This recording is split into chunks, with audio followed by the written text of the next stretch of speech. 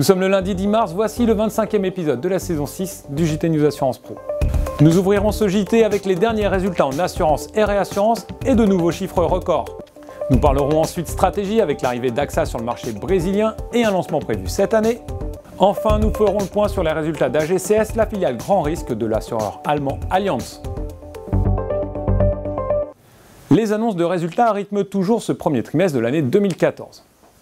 Après le bal de la semaine dernière, restons dans la thématique de la danse avec la valse à laquelle se livrent cette semaine Score et Aviva, le tout mis en scène par Thierry Gouby.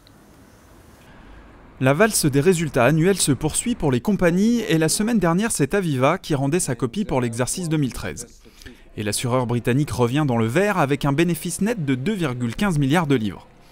Après plusieurs années difficiles, la compagnie poursuit son redressement et affiche désormais un résultat opérationnel en hausse de 6% à 2,05 milliards de livres. De son côté, Aviva France, le deuxième marché du groupe derrière le Royaume-Uni, enregistre pour 2013 une progression de 13% de son chiffre d'affaires à 6,6 milliards d'euros.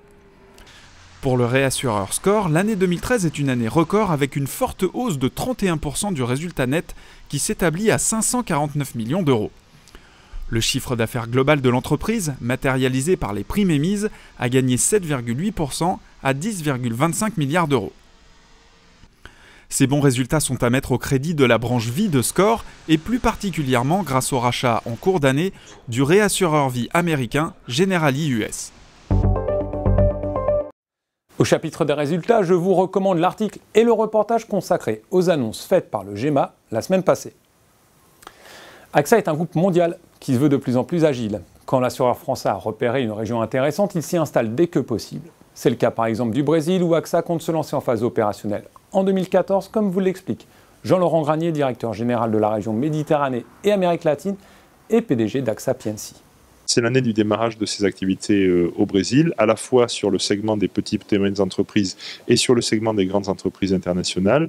Nous allons développer une offre dédiée à ces segments de clients sur ce marché. Nous créons une activité, c'est une aventure exaltante. Nous avons envoyé une équipe sur place, nous sommes en train de recruter des spécialistes du marché brésilien. Nous démarrons également en santé-prévoyance pour les petites et moyennes entreprises et en dommages pour l'ensemble du segment des entreprises. Nous reviendrons sur le sujet d'AXA en Amérique du Sud lors d'un reportage très prochainement. Avant de nous quitter, nous voulions également faire le point sur les résultats d'Allianz GCS en France. Comme nous n'avions pas pu revenir sur ces chiffres lors des dernières rencontres Amray, Thierry Gouby est allé recueillir les propos de Thierry Van Santen la semaine passée. Alors les résultats d'AGCS ont été légèrement en recul par rapport à l'année 2012, puisqu'on avait un chiffre d'affaires de 5,3 milliards et on atteindra 5 milliards pour 2013. Par contre, avec une profitabilité bien supérieure à celle qui était attendue, c'est-à-dire que c'est exactement la stratégie qu'on s'était donnée, mettre avant tout dans un marché récessif, mettre l'accent sur la rentabilité du portefeuille par les mesures adéquates et plutôt que sur la croissance du portefeuille qui ne nécessitait absolument pas d'être à ce niveau-là, on n'a pas besoin de conquérir de nouveaux marchés. Donc c'était vraiment la rentabilité qui a été le numéro 1 de nos préoccupations.